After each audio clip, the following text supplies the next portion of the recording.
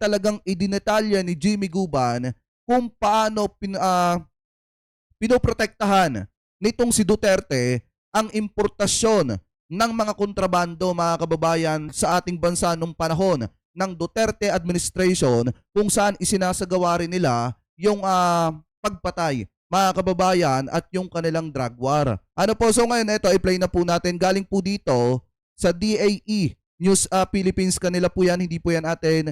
Gagawan lamang po natin ng reaction video. I-play na po natin, mga kababayan. Hindi po ako galit sa mga Duterte. Kaya lang sila lahat ang nagpa-facilitate nag-influensya, nagpo-protekta. Ilang containers po ang nawawala sa Port of Manila alone. Hanggang ngayon walang napapailahan ng economic sabotage or what. Pinoprotektahan nila si Michael Yang saka si Alan Lim. Yan. Bakit nila pinoprotektahan? Kasi utos sa kanila ni Presidente Duterte at ni Bongo. Ibig sabihin po,